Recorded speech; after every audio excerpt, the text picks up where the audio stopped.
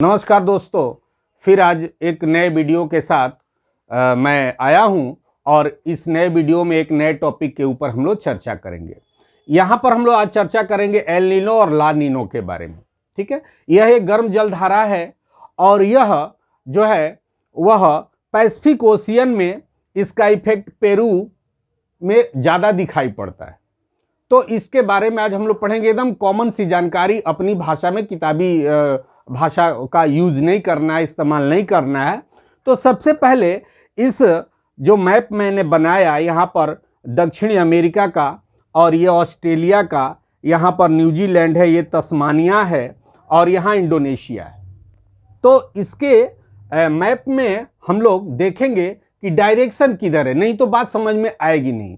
तो यहाँ पर इस साइड में पूरब हो जाएगा और ये पश्चिम हो जाएगा, ये उत्तर हो जाएगा, ये दक्षिण हो जाएगा, यानी कि ईस्ट वेस्ट नॉर्थ साउथ। ये डायरेक्शन पता चल गया। अब यहाँ पर मैंने मतलब और क्लियर करने के लिए यहाँ पर मैंने ये 0 डिग्री की एक लाइन खींची, dot dot dot dot dot. ये जो लाइन दिख रही है ये 0 डिग्री की, यानी कि इक्वेटोरियल लाइन। ठीक है, इक्वेटर, भूमध्य रेखा। और यहाँ पर फिर एक डॉट डॉट डॉट मैंने लाइन खींची और ये है 23 डिग्री साउथ, यानी कि ट्रॉपिक ऑफ कैप्रिकॉर्न, यानी कि मकर रेखा। ठीक है, अब इस बात को समझ लेना है कि पृथ्वी जो है वह पश्चिम से पूरब घूम रही है। किधर घूम रही है? तो वेस्ट टू ईस्ट घूम रही है।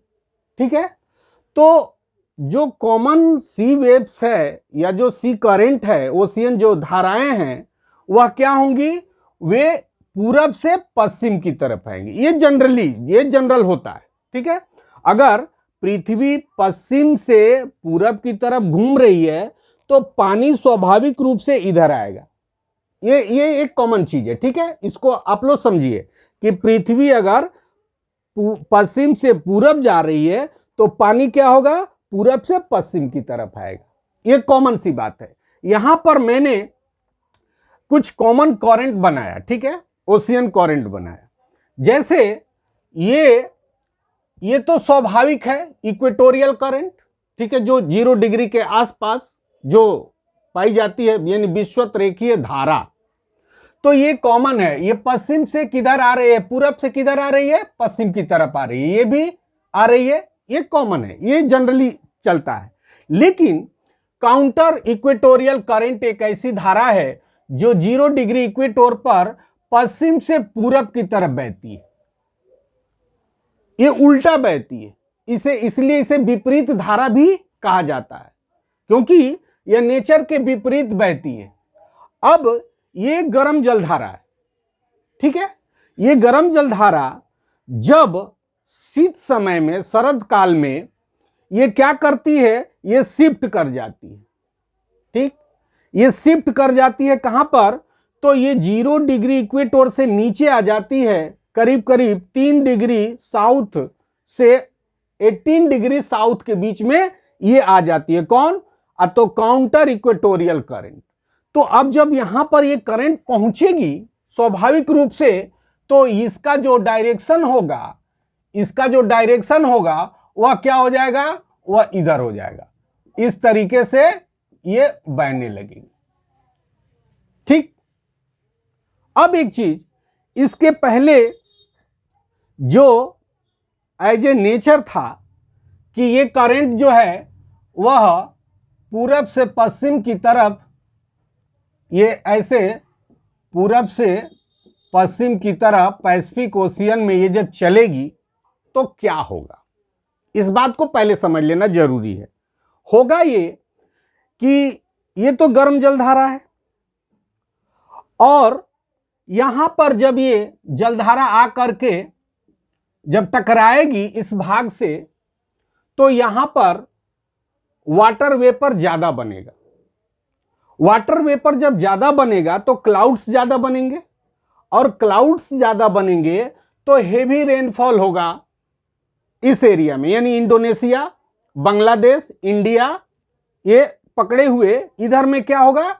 अच्छी बारिश होगी। ठीक, यहां पर आप देख सकते हो कि मैंने इस तरीके से dot dot dot dot arrow बनाया। यहां पर यानी कि दक्षिण अमेरिका के पश्चिमी तट पर, यहां पर, और पैसिफिक ओशियन का पूर्वी तट, ये ध्यान रहे, इस बात को पहले समझ लीजिए। पहले ये दक्षिण अमेरिका का पश्चिमी तट, वेस्टर्न घाट या वेस्टर्न कोस्ट, और ये हो जाएगा ईस्ट। ठीक है, यानी दक्षिण अमेरिका का पूर्वी और दक्षिण अमेरिका का पश्चिमी, प्रशांत महासागर का ये पूर्वी और ये पश्चिमी। आई बात समझ में? इसीलिए बुक में जो लिखा होता है ना, बच्चे कंफ्यूज हो जाते हैं। बुक में लिखा होगा कि दक्षिण अमेरिका का पश्चिमी तट और पैसिफिक ओशियन का पूर्वी तट। अब ये कंफ्यूज हो जाते हैं भाई कि यहां पर क्या हो गया, यहां पर अगर पश्चिमी हो गया तो पूर्वी फिर किधर होगा, वो लोग इधर समझने लगते हैं। नहीं, बात को समझिए पहले। प्रशांत महासागर का ये पूर्वी किनारा हो गया और ये क्या हो गया, पश्चिमी किनारा हो गया। लेकिन ऑस्ट्रेलिया का ये क्या हो जाएगा, ये पूर्वी हो जाएगा और ये पश्चिमी हो जाएगा। आई बात समझ में? इतना ये क्लियर हो गया। अब देखिए कि यहां ये मैं बताया कि ये क्या हो रहा है, यहां पर वाटर वेपर ज्यादा बन रहा है, बारिश हो रही है सामान्य या सामान्य से ज्यादा बारिश हो रही है, मौसम सब कुछ क्लियर है, कोई दिक्कत नहीं है। यहां पर क्या है, एक ये दक्षिण अमेरिका के पश्चिमी तट के किनारे और प्रशांत महासागर के पूर्वी किनारे पर एक कोल्ड करंट चलती है जिसका नाम है पेरू या हम्बोल्ट की धारा। ये कोल्ड करंट है, ये कोल्ड करंट जो है ये चल रही है। इसी कारण पेरू का जो तटवर्तीय इलाका है वह क्या है कि अनुपजाऊ है, यानी बारेन लैंड नहीं उसको बोल सकते, डेजर्ट भी उसको बोल सकते हैं, डेजर्ट है। ठीक है, ये डेजर्ट वाला इलाका थोड़ा सा यहां पर किनारे कोस्टल एरिया, मेन इसका रोल पेरू में ही है, इसीलिए मैंने यहां पर पेरू ही का एक मैप बनाया। ठीक है, अब ये तो कॉमनली चल रहा है, सब कुछ ठीक है। अब यहां पर जब ठंडी जलधारा होगी तो यहां पर जो है प्लैंक्टन नामक एक घास समुद्र में पाई जाती है जो मछलियों का प्रिय भोजन होता है। तो इस सिचुएशन में यहां पर बहुआयत में मछली पाई जाती है। ये जनरल जो है मैं बता रहा हूं।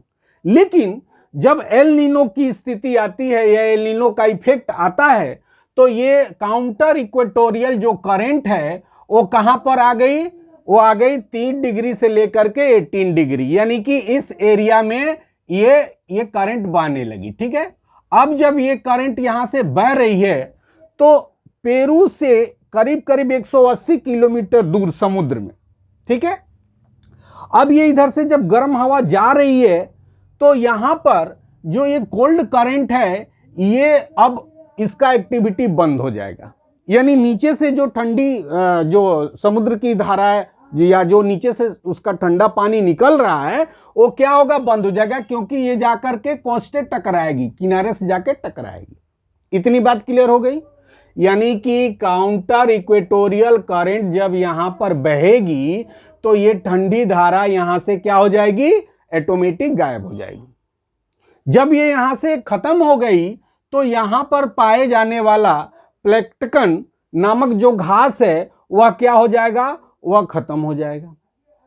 वह खत्म होने के कारण यहां पर फिशिंग इंडस्ट्री जो है क्या हो जाएगी, बंद हो जाएगी। लेकिन एक चीज क्या होगा कि इस किनारे पर हेवी रेनफॉल होगा। जैसे मैंने इधर बताया उस तरीके से यहां पर जब हवा गर्म होगी तो क्या होगा, वहां से वाटर वेपर ज्यादा बनेगा और वाटर वेपर जो है ऊपर जाके क्लाउड बनेगा और यहां पर हेवी रेनफॉल होगा। तो पेरू के तटवर्ती इलाकों में जो कि रेगिस्तान है वहां पर बहुत हरा भरा हो जाता है, वेजिटेशन ही वेजिटेशन हो जाता है। वहां पर नारियल की खेती, केले की खेती एटसेट्रा एटसेट्रा बहुत बढ़िया होने लगती है। लेकिन समुद्री जीव जंतु क्या होते हैं, प्रायः गायब हो जाते हैं या मर जाते हैं या मछलियां जो है वो शिफ्ट कर जाती हैं, दूसरी जगह चली जाती हैं। तो फिशिंग इंडस्ट्री को यहां पर बहुत बड़ा नुकसान होता है। इसीलिए इस एल नीनो को यहां पेरू में क्या माना गया, एक तरीके से अभिशाप माना गया। ठीक है, एक तरीके से यह अभिशाप हो गया। जिस ईयर में एल नीनो की स्थिति आती है, पेरू में इसका जो है इफेक्ट सबसे ज्यादा देखने को मिलता है। और पेरू क्यों, इधर ऑस्ट्रेलिया, ये इंडोनेशिया, बांग्लादेश, इंडिया में प्राय सूखे की स्थिति आ जाती है। इसका कारण क्या है कि यहां पर जो है वह वर्षा होती ही नहीं है, क्योंकि ये जो वार्म करंट है वो कहां चली गई, वो सब पेरू की तरफ यानी कि दक्षिण अमेरिका के जो है पश्चिमी तट की तरफ चली गई। यहां पर 3 से 4 डिग्री टेम्परेचर बढ़ जाता है, समुद्र का टेम्परेचर 3 से 4 बढ़ जाता है। इस तरीके से ये पूरा सिस्टम चलता है। अब यही एल नीनो की स्थिति होती है। लेकिन जब इसकी विपरीत होगी, जो मैंने पहले आप लोगों को पढ़ाया कि एज ए नेचर, ठीक है, जो नेचर, तो उसमें क्या होगा कि फिर इधर में अच्छी बारिश होगी और यहां पर उतनी बारिश नहीं होगी। तो वो स्थिति क्या हो जाएगी, वो ला नीनो की हो जाएगी। और ये जो स्थिति दिखा रहा है ये क्या हो जाएगी, ये एल नीनो की हो जाएगी। इस तरीके से ये समुद्र का जो फूड चेन है वह ये बिगाड़ देता है।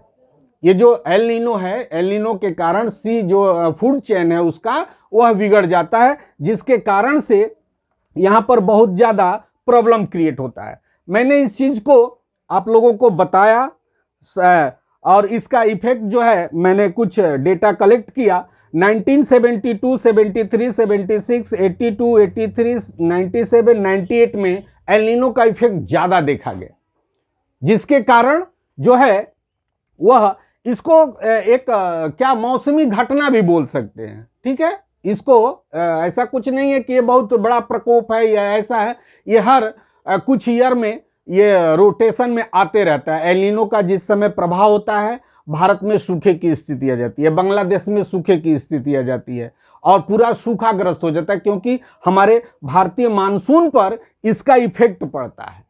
ठीक है, इस तरीके से आप इस चीज को समझ गए होंगे। आशा करता हूं वीडियो अच्छा लगे तो वीडियो को जरूर शेयर कीजिए, चैनल को सब्सक्राइब कीजिए।